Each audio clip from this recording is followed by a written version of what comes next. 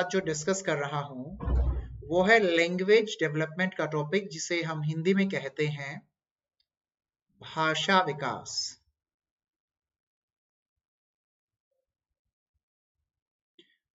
तो आगे बढ़ने से पहले मैं आप सभी से क्वेश्चन करना चाहता हूं। बताइए, भाषा विकास की शुरुआत कब से होती है? गर्भधान से या जन्म से? सोच समझ के जवाब दीजिएगा, जल्दबाजी में जवाब मत देना बिल्कुल भी, नहीं तो गलत हो सकता है। और गलत करना क्यों है?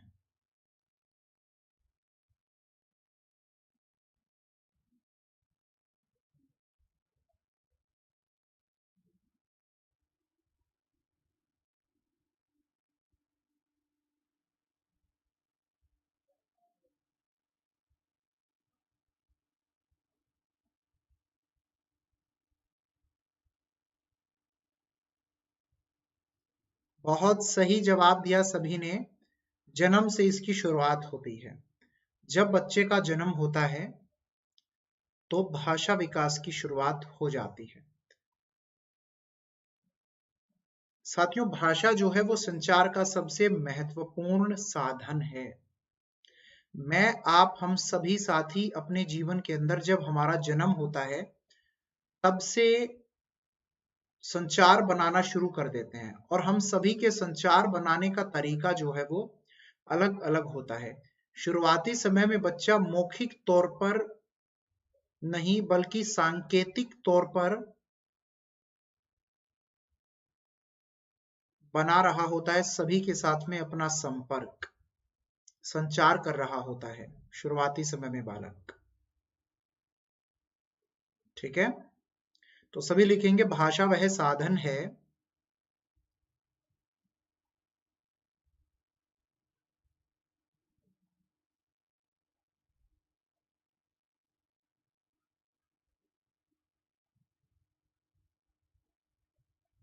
जिसके द्वारा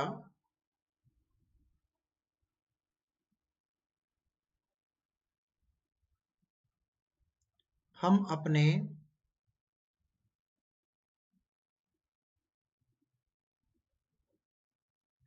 विचारों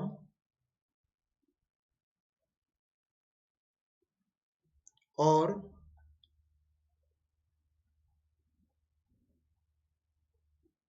भावों को व्यक्त करते हैं।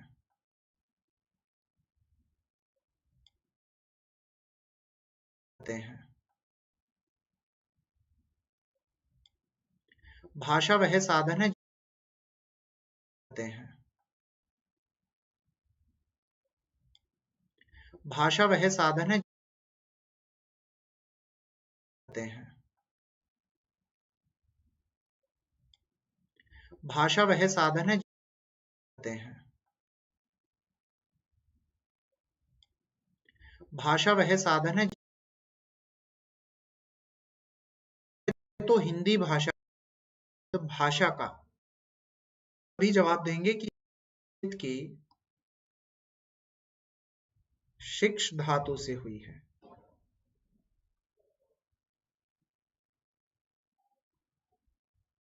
गलत बता दिया ना मैंने? शिक्ष से कैसे हो जाएगी? वो तो शिक्षा की हुई है। बताओ किससे हुई होगी जल्दी से?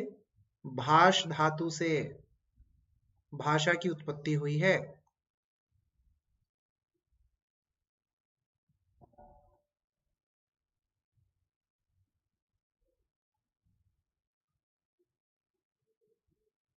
और भाष का अर्थ क्या होता है? बोलना। तो भाषा हिंदी का शब्द है जिसकी उत्पत्ति संस्कृत के भाष धातु से हुई है, जिसका अर्थ है बोलना। अब साथियों, हमसे पूछा जा सकता है कि भाषा के कितने रूप होते हैं?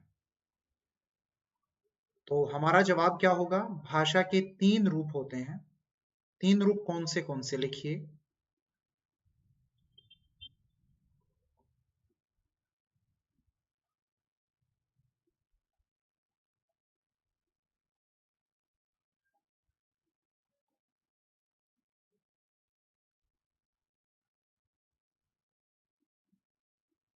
सबसे पहले आप लिखेंगे मौखिक, फिर आप लिखिए लिखित, और तीसरे नंबर पे आप सभी साथी लिखिए सांकेतिक। तो 3 रूप हैं हमारी भाषा के। मौखिक को इंग्लिश में हम लिखेंगे ओरल, लिखित को हम इंग्लिश में लिखेंगे रिटन, और सांकेतिक को हम इंग्लिश में लिखेंगे सिंबॉलिक। ये हमारे भाषा के 3 रूप हैं। अगली बात मैं आप सभी से पूछना चाह रहा हूं, और उम्मीद है कि सभी बता भी दोगे, कि किसे हम राष्ट्रभाषा नहीं राजभाषा कहते हैं। बताओ, राजभाषा किसे कहा जाता है? ऑफिशियल लैंग्वेज किसे कहा जाता है? सोच समझ के जवाब देना सभी।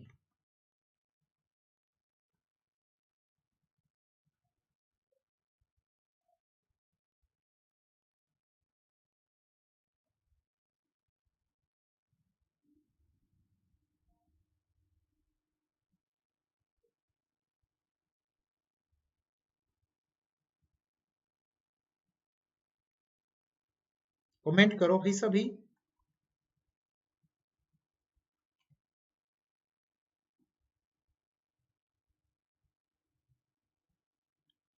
तो देखो, आप सभी की स्क्रीन पर आपको नजर आ रही है वह भाषा जो देश के कार्यालयों व राजकाज में प्रयोग की जाती है, राजभाषा कहलाती है। जैसे भारत की राजभाषा अंग्रेजी तथा हिंदी दोनों है, और अमेरिका की राजभाषा अंग्रेजी है। तो भारत की अंग्रेजी व हिंदी दोनों है।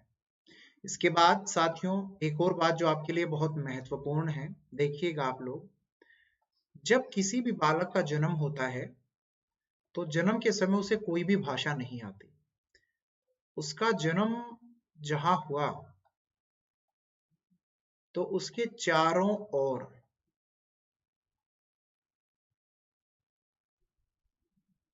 उसके समाज में जो भाषा बोली जाती है, बालक उसी भाषा को क्या कर लेता है? अर्जित कर लेता है। तो भाषा जो है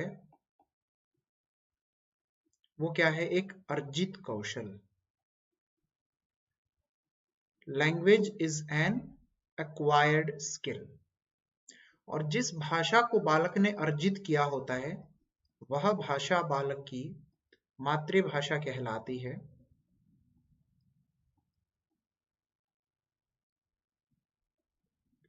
जिसे आप कहेंगे मदर टंग।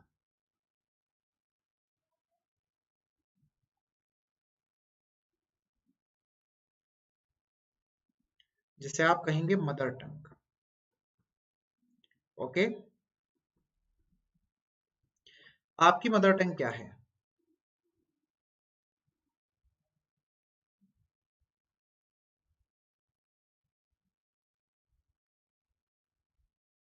तो एकता इसके लिए डाउट सेक्शन में बात करें ग्रेड अप से। साथियों, मेरी मातृभाषा हिंदी है, और अब हिंदी के अंदर भी बहुत सारी बोली हैं। तो जो मेरी बोली है वो है खड़ी बोली। आपकी बोली कौन सी है?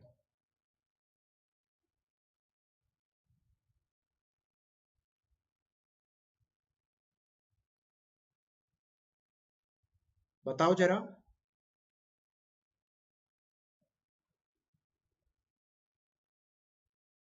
अवधी है। ब्रज भी है किसी की। अब साथियों, हमारी लैंग्वेज की 4 स्किल होती हैं, या कहिए 4 सब स्किल होती हैं, जिन्हें हम LSRW कहते हैं। L से लिसनिंग, S से स्पीकिंग, R से रीडिंग, और W से राइटिंग होगा। इसमें सबसे इजी जो होता है वो आपको पता होना चाहिए। सबसे इजी, सबसे आसान होता है लिसनिंग, और सबसे डिफिकल्ट, सबसे मुश्किल होता है आप लोगों का राइटिंग। ओके,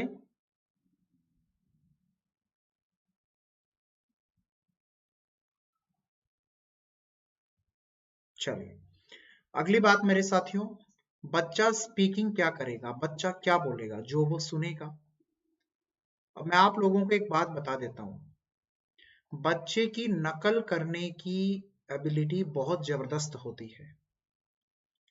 जहां पर जिस तरीके का जो शब्द आप लोगों ने बच्चे के सामने बोल दिया, बच्चा तुरंत उस शब्द की नकल कर लेगा। तुरंत उस बच्चे के द्वारा यह नकल कर लिया जाता है कि आपके द्वारा जिन शब्दों का जिस तरीके से जैसे उच्चारण किया गया है, वो किस भाव के साथ में किस वजह से और किस लिए किया गया है, बच्चा भी फिर उनका वैसे इस्तेमाल करना शुरू कर देता है। बच्चे के पास जन्म से यहाँ उसके मस्तिष्क में अपनी तो कोई शब्दावली होती नहीं, जो यहाँ से सुनेगा वही बोलना शुरू कर देता है। ऐसा ही होता है ना। चलिए अब साथियों, आपके पेपर में आपसे पूछा जाएगा ग्रहणशील कौशल कौन से होते हैं। रिसेप्टिव स्किल आपकी लिसनिंग होती है और रीडिंग होती है, जिसमें आप लोगों के एफर्ट सिर्फ इतने होते हैं कि आपको उन सब चीजों को बस अपने अंदर ग्रहण करना है, अपने अंदर से कुछ निकालना नहीं है। प्रोडक्टिव में आप लोगों का माइंड ज्यादा यूज होता है, इसमें आप लोगों को लिखना और बोलना होता है। यहाँ पर मैं लिख रहा हूँ, बोल रहा हूँ, ये प्रोडक्टिव स्किल आप सुन रहे हैं और रीड कर रहे हैं जो आपकी स्क्रीन पर है, तो ये ग्रहणशील कौशल है। साथियों अब उसके बाद में आते हैं आपकी स्क्रीन पर 3 पॉइंट, तीनों पॉइंट को लिख लो, इनमें से कोई एक आपके पेपर में आ सकता है, ठीक है। तो सबसे पहले क्या होगा, मोनोलिंगुअल, एक भाषी आप इसे कहते हैं, जिनको एक भाषा की समझ होती है, जिन्हें एक भाषा की समझ होती है। ओके,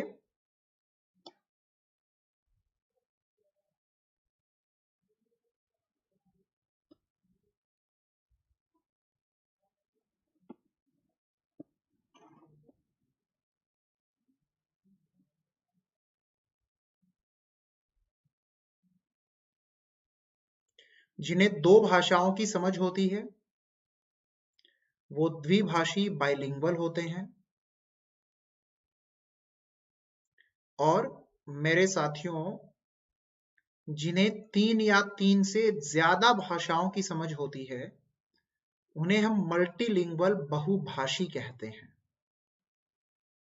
जैसे कि अगर आप सिर्फ हिंदी बोलते हैं, हिंदी की आप समझ रखते हैं,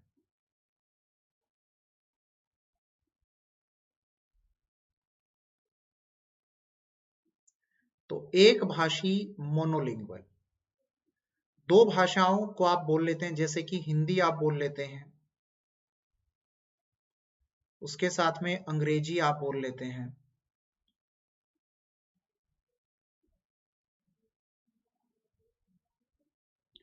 तो बाइलिंगुअल। और आप लोग हिंदी, तो बाइलिंगुअल। और आप लोग हिंदी, तो बाइलिंगुअल। और आप लोग हिंदी,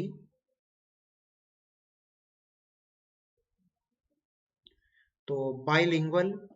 और आप लोग हिंदी, तो बाइलिंगुअल।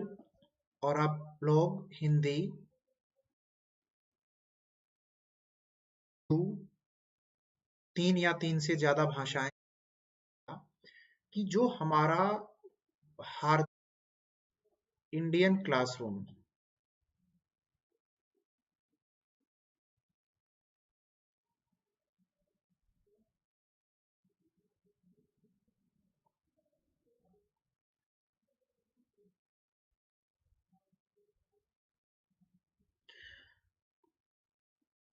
उनमें बहुभाषिकता, मल्टीलिंगुअलिज्म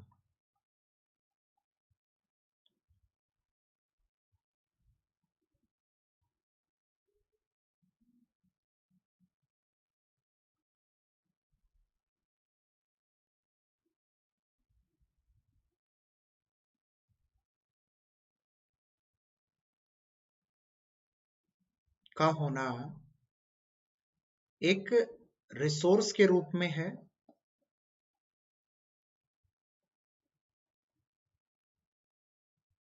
संसाधन के रूप में है, या फिर एक प्रॉब्लम, एक समस्या के रूप में है?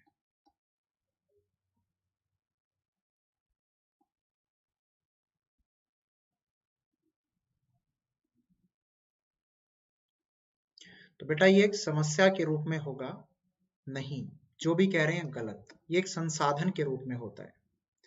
आप लोगों की जॉब लगी, आप स्कूल में पढ़ा रहे हैं, आपकी क्लास में एक बच्चा हिंदी बोलने वाला है, एक बच्चा उर्दू की ज्यादा समझ रखता है, एक बच्चा पंजाबी की ज्यादा समझ रखता है। तो इस तरीके से आपकी कक्षा के अंदर अनेकों भाषाओं, अलग अलग भाषाओं, विभिन्न भाषाओं की समझ रखने वाले बच्चे हैं। तो आप आसानी से अपनी कक्ष को मल्टीलिंगुअल बना पाओगे। माहौल आपको मिलेगा और उसको आप एक संसाधन के तौर पर इस्तेमाल करना सीखिए। ओके, तो यहां तक की बातें मैं उम्मीद करता हूं सभी साथियों को बहुत अच्छे से समझ में आ चुकी होंगी। अब आपकी स्क्रीन पर आपको एक डाटा नजर आ रहा होगा। सभी साथी जल्दी से इस डाटा को देखिए।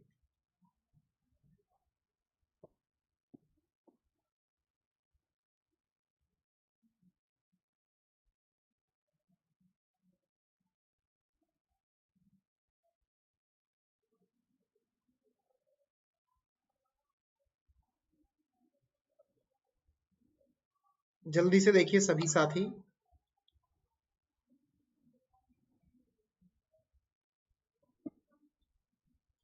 अब आपके पेपर में आपसे प्रश्न दे दिया गया कि जब बच्चा स्कूल में जाता है तो उस समय पर बच्चे की जो शब्दावली है वो कितने शब्दों की होती है। बच्चा स्कूल में कब जाता है? जब बच्चे की एज 5+ ईयर होती है। आप कहोगे नहीं सर, बच्चा तो 3+ का नर्सरी में जाने लगता है। नहीं, जब बच्चे की एज 5 वर्ष से ज्यादा होती है ना, उस समय पर बच्चा फर्स्ट क्लास में एडमिशन लेता है। फर्स्ट स्टैंडर्ड से हम मानते हैं कि स्कूल की शुरुआत होती है और बच्चे की शब्दावली इस वक्त होगी 2100 शब्दों की। ये मोस्ट इंपोर्टेंट क्वेश्चन मैंने आज आपको बताया है, इसको याद रखिएगा, यूपी टेट में आ सकता है। ये सभी पॉइंट आपने लिख लिए हैं। तो अब अगली बात साथियों, आपसे पूछा जाएगा लैंग्वेज डेवलपमेंट के लिए, भाषा विकास के लिए इंपॉर्टेंट स्टेज कौन सी होती है? तो आप सभी कहिएगा अर्ली चाइल्डहुड, जिसे आप हिंदी में कहते हो पूर्व बाल्यावस्था।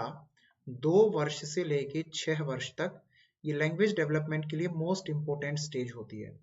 यहाँ पर बच्चे का वोकैब डेवलपमेंट बड़ी तेजी से होता है। शब्दावली का विकास बच्चे का यहाँ पर बहुत तेजी से होता है। ठीक है, चलिए अगली बात उसके बाद में जो हमारे लिए आती है निकल करके, जो महत्वपूर्ण है काफी, वो ये मेरे साथियों कि जो हमारी वोकैब होती है, शब्दावली,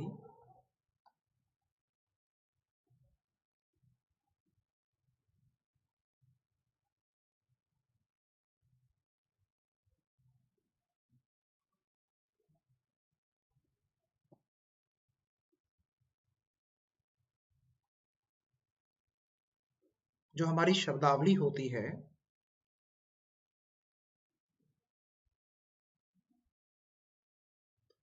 वो 2 तरह की होती है। एक सामान्य शब्दावली, तो दूसरी विशेष शब्दावली। तो सामान्य शब्दावली तो बच्चा 1 वर्ष से सीखने लगता है और विशेष शब्दावली को बालक 2 वर्ष का होने पर सीखने लगता है। ओके,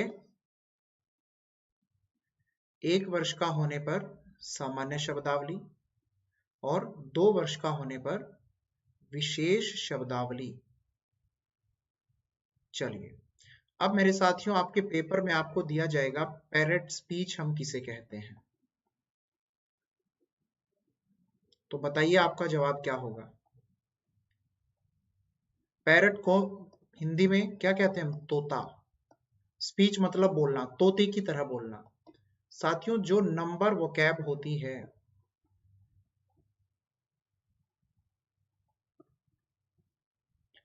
आंकिक शब्दावली,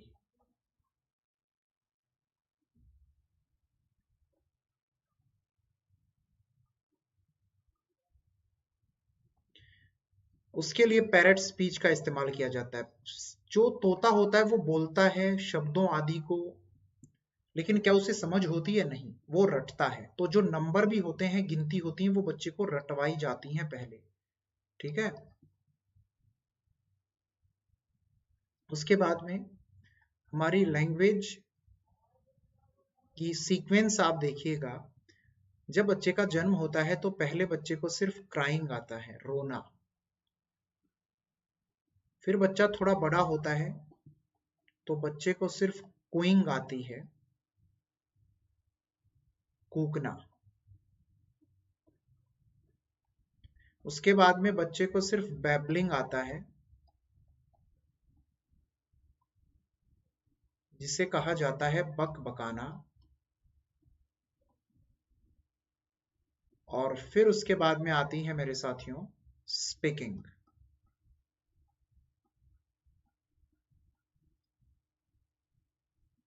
जिसे कि हम लोग कहते हैं बोलना।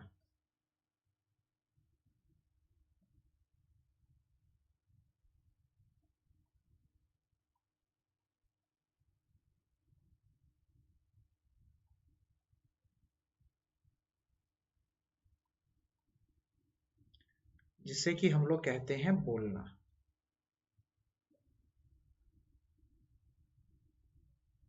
ठीक है। कूकना कबूतर की तरह आवाज निकालना होता है।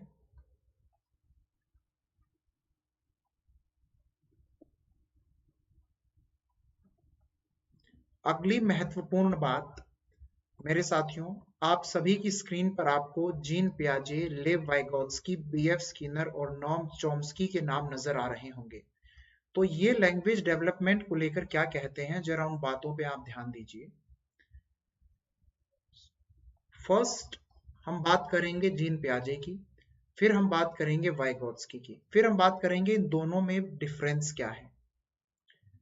थर्ड नंबर पे हम बात करेंगे नॉम चॉम्स्की की, और सबसे लास्ट में हम जानेंगे कि कौन सी बुक लिखी थी बीएफ स्किनर ने, जिसका नाम आपके पेपर में पूछा जा सकता है।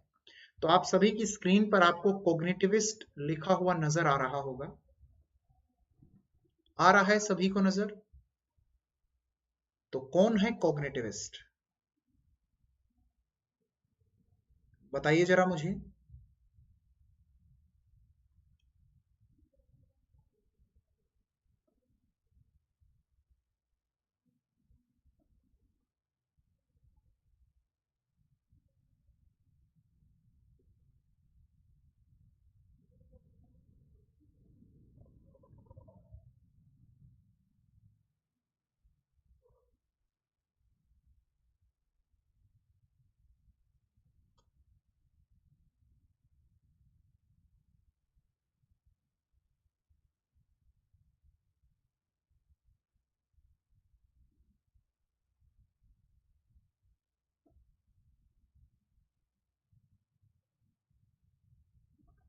बहुत सही, बहुत बढ़िया, बहुत बढ़िया। ये बात कहने वाले जो व्यक्ति हैं मेरे साथियों, जीन पियाजे हैं। इसका मतलब पता है सभी को, है? अच्छा लगता है जब जवाब देते हैं। जीन पियाजे क्या भाषा के बारे में बात करते हैं? यस, वो भाषा के बारे में बात करते हैं। आपके पेपर में पूछा जाएगा तो आप कहेंगे हाँ, लेकिन उतनी ज्यादा नहीं करते जितनी वाइगोत्स्की और चॉम्स्की करते हैं। इन्होंने कहा भाषा सीखना अनुकूलन के साथ शुरू होता है।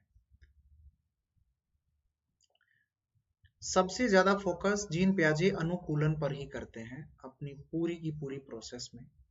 अब जो बहुत इंपॉर्टेंट बात इन्होंने कही वो ये है, ये कहते हैं विचार पहले आते हैं,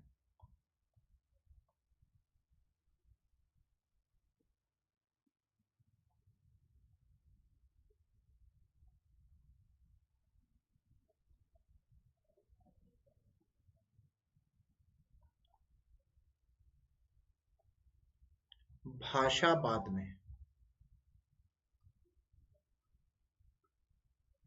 विचार पहले आते हैं, भाषा बाद में।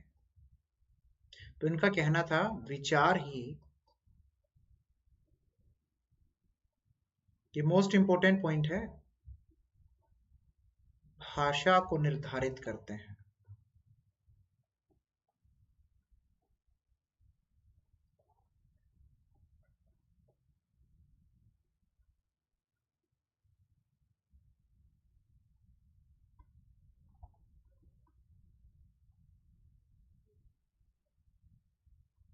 Thoughts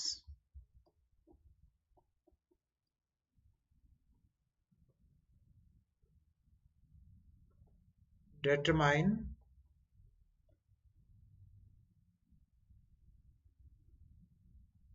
language. अगली बात मेरे साथियों इसके बाद जो काफी महत्वपूर्ण है, प्याजे ने ईगोसेंट्रिक स्पीच की बात की।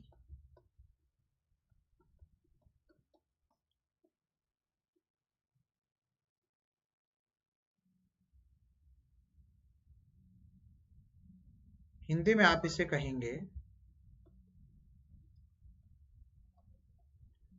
अहम केंद्रित वाक।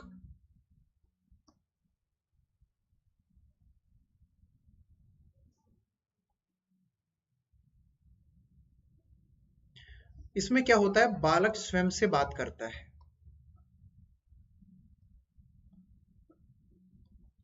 स्वयं से बोल बोलकर बातें करना। आप कभी बच्चे को देखिएगा, बच्चा अकेला लेटा रहता है और स्वयं से बोल बोलकर बातें करता है।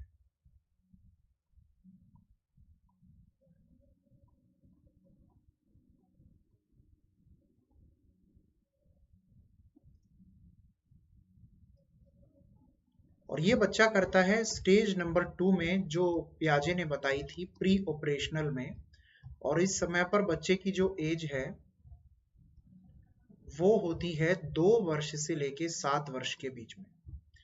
अब प्याजे ने कहा कि जो ईगोसेंट्रिक स्पीच होती है वो यूजलेस होती है, इसका कोई यूज नहीं होता। उन्होंने कहा मीनिंगलेस होती है, and it's not helpful in anything, और वो किसी भी चीज में हेल्पफुल नहीं होती। तो यहां तक की बातें आप सभी याद रखिएगा मेरी।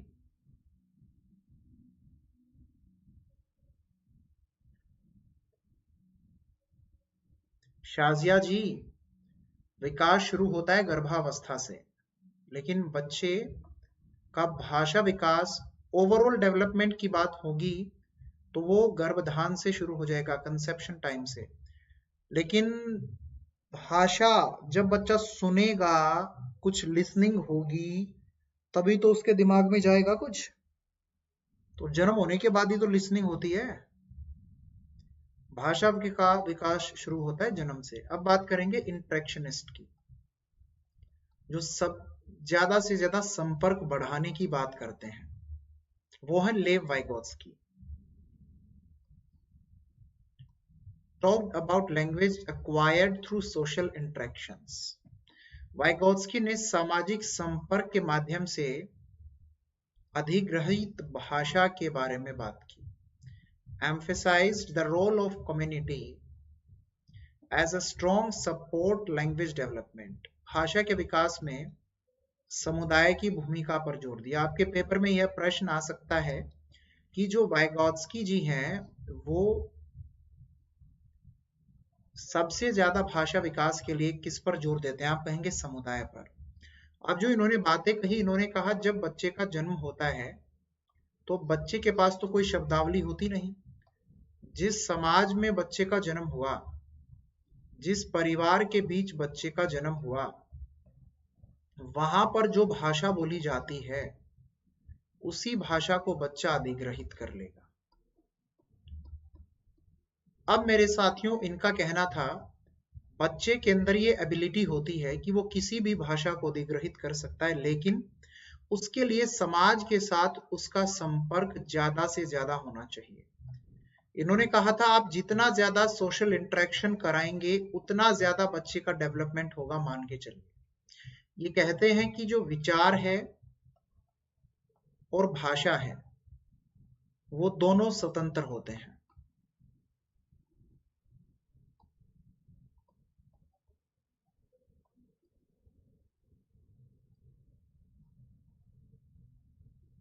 कोई भी किसी पर डिपेंड नहीं होता। Both are independent, not depend on each other. लेकिन जब बालक की आयु हो जाती है 3 वर्ष, तो उसके बाद भाषा और विचार दोनों एक दूसरे में घुल मिल जाते हैं। एक और महत्वपूर्ण बात, उन्होंने कहा भाषा जितनी ज्यादा बच्चे की बेहतर होगी उतने ही अच्छे विचार बच्चे के विकसित होंगे। तो विचारों के विकास में भाषा की भूमिका अहम है, लेकिन कोई किसी पर डिपेंड नहीं है। ओके, आगे आप लोगों को वाइगोत्स्की साहब एक बहुत अच्छी बात बताते हैं। श्वेता त्रिपाठी, पर्यावरण के साथ अनुकूलन की बात जब भी आए तो पियाजे को याद रखिएगा।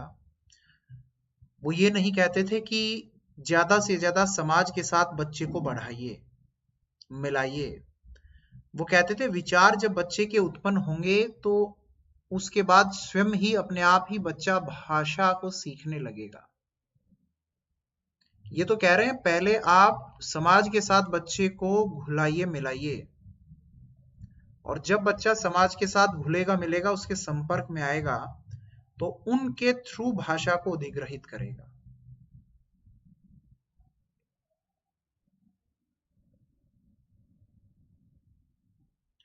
अब मेरे साथियों अगले पॉइंट पे हम चलते हैं। 3 टाइप्स ऑफ स्पीच का जिक्र है।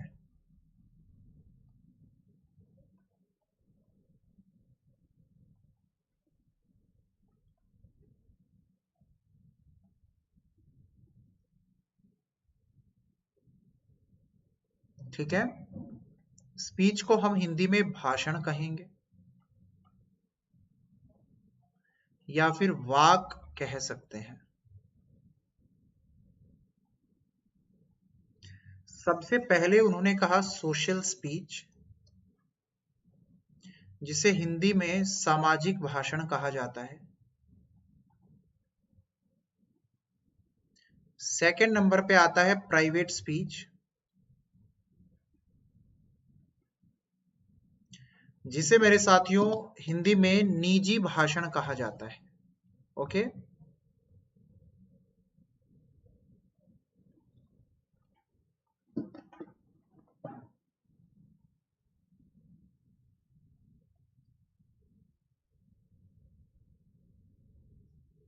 और थर्ड नंबर पे आता है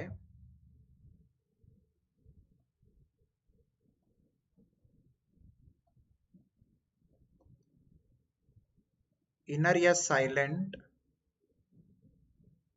आंतरिक,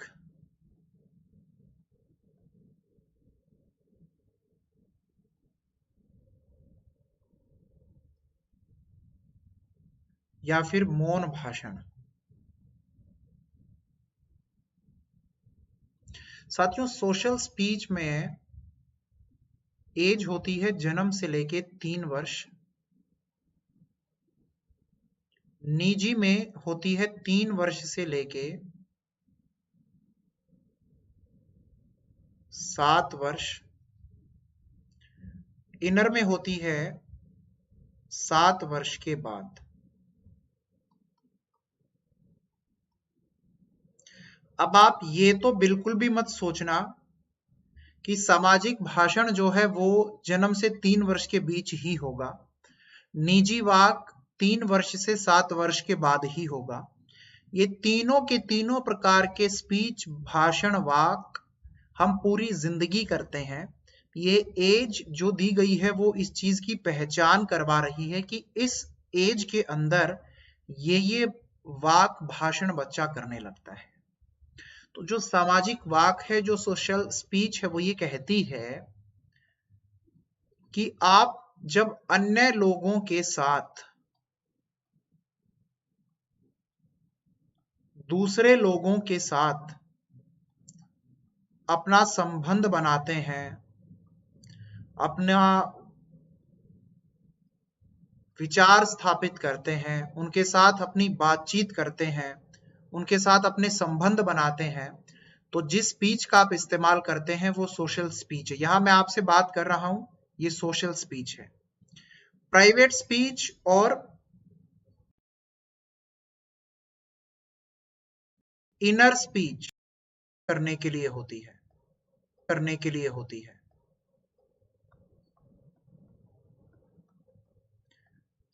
प्राइवेट स्पीच के अंदर क्या होता है, बच्चा स्वयं से बोलकर बात करता है।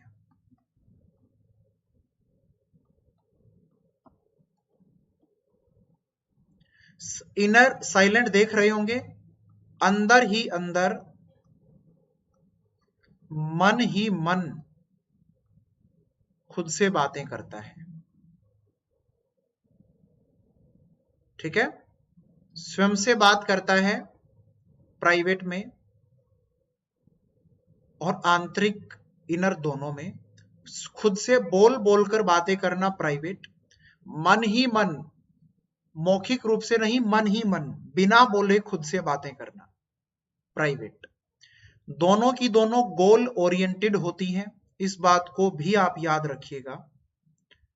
दोनों ही स्पीच के कोई ना कोई लक्ष्य होते हैं। कभी भी बच्चा खुद से बातें कर रहा हो तो पूछ लेना खुद से क्या बातें कर रहे थे, जवाब दे देगा। आप भी जब खुद से बोल बोलकर बातें करते हैं, बहुत बार मैं भी करता हूं, तो किसी न किसी गोल लक्ष्य को लेकर हम इस तरीके की बात करते हैं। अब आप लोगों को जो समझना है वो ये कि प्याजे साहब ने तो ये कहा, जो ईगोसेंट्रिक स्पीच है, अहम केंद्रित वाक, खुद से बातें करना फायदेमंद नहीं है। तो वाइगोत्स्की क्या कहते हैं, वो खुद से बातें करने को प्राइवेट स्पीच कहते हैं। दोनों की बातों में बड़ा डिफरेंस है, एक दूसरे के अपोजिट हैं। इन्होंने कहा यूजलेस, तो ये कहते हैं यूजफुल। इन्होंने कहा मीनिंगलेस,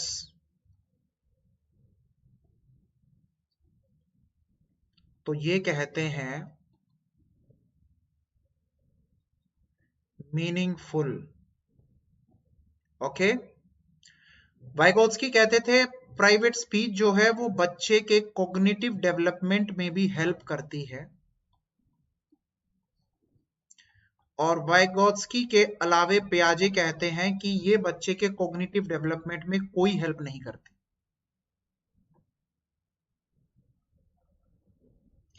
अब आते हैं साथियों इनेटिस्ट। इनेटिस्ट यानी कि जो जन्मजात योग्यताओं की बात करते हैं।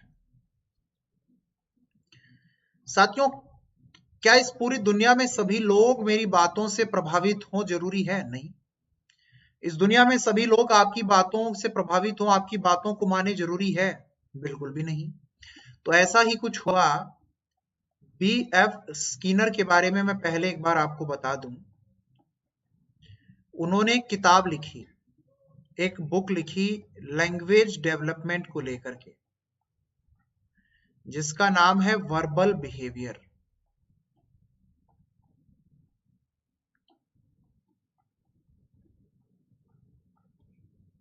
शाब्दिक व्यवहार।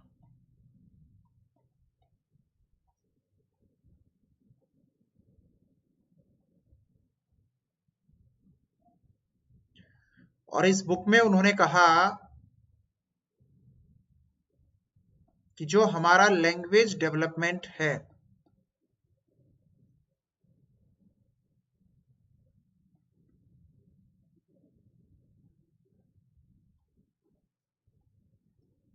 जो हमारा भाषा विकास है, वो कंडीशनिंग और रिइंफोर्समेंट आदि के द्वारा बेहतर ढंग से किया जा सकता है। अब ये बुक जो है ये पढ़ ली नोम चॉम्स्की ने, जो बुक थी बीएफ स्किनर की, ये नोम चॉम्स्की ने पढ़ी और चॉम्स्की इनकी बातों से प्रभावित नहीं हुआ। चॉम्स्की ने कहा नहीं, उन्होंने कहा कि जो हमारा ब्रेन है इसके दो हिस्से होते हैं, एक लेफ्ट तो दूसरा राइट। तो जो लेफ्ट वाला है वो लैंग्वेज डेवलपमेंट के लिए काम करता है और इसके अंदर एक डिवाइस लगा हुआ है जिसके अंदर से हम भाषा को अधिग्रहित करते हैं। इनेटिस्ट क्यों कहा? इन्होंने कहा जन्मजात बच्चे के अंदर योग्यता है कि वो किसी भी भाषा को अक्वायर कर सकता है और इन्होंने कहा बच्चा एक्वायर कैसे कर पाता है? बच्चे के पास एक डिवाइस है LAD, लैंग्वेज एक्विजिशन डिवाइस, भाषा अधिग्रहण यंत्र। भाषा अधिग्रहण यंत्र लैंग्वेज एक्विजिशन डिवाइस की बात करते हैं। साथियों अब ये मत सोचना कि ये डिवाइस आप लोगों को दिखाई दे जाएगा, ये हाइपोथेटिकल होता है, परिकल्पनात्मक है।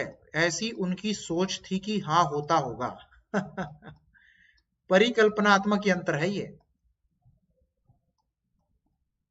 इसके अलावे चॉम्स्की साहब ने यूनिवर्सल ग्रामर की भी बात की। उन्होंने कहा सार्वभौमिक व्याकरण होती है हमारे मस्तिष्क में जन्मजात, जिसके द्वारा हम किसी भी लैंग्वेज को लर्न कर सकते हैं। ठीक है, चलिए और क्या कहते हैं। इसके अलावे चॉम्स्की साहब स्ट्रक्चर की बात करते हैं, संरचना की बात करते हैं। उन्होंने कहा जो हमारा माइंड है इसमें दो तरह के स्ट्रक्चर होते हैं। हमारा जो माइंड है इसमें दो तरह के स्ट्रक्चर होते हैं। कोई भी कॉन्सेप्ट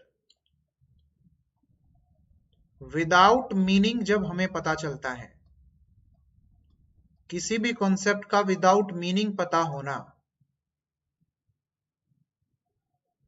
बिना अर्थ के,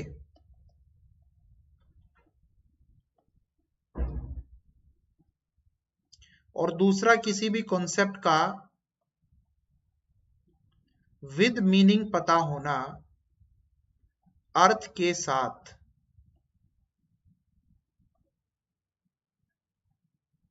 तो दोनों के बारे में उन्होंने अलग अलग नाम दिए हैं। विदाउट मीनिंग को, बिना अर्थ के, वो कहते हैं सरफेस स्ट्रक्चर, सतही संरचना, ऊपरी तौर पर किसी चीज का पता होना। विद मीनिंग वो कहते हैं डीप स्ट्रक्चर, गहरी संरचना, एकदम गहराई से किसी चीज का पता होना।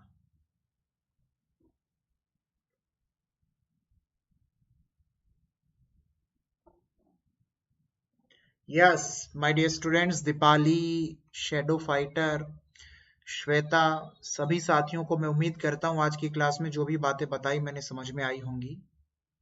साथियों टेलीग्राम पर भी आप मुझे ज्वाइन कर सकते हो। जब मेरा नाम आप सर्च करोगे ना, अजय सिंह खर्ब, तो मैं आपको मिल जाऊंगा।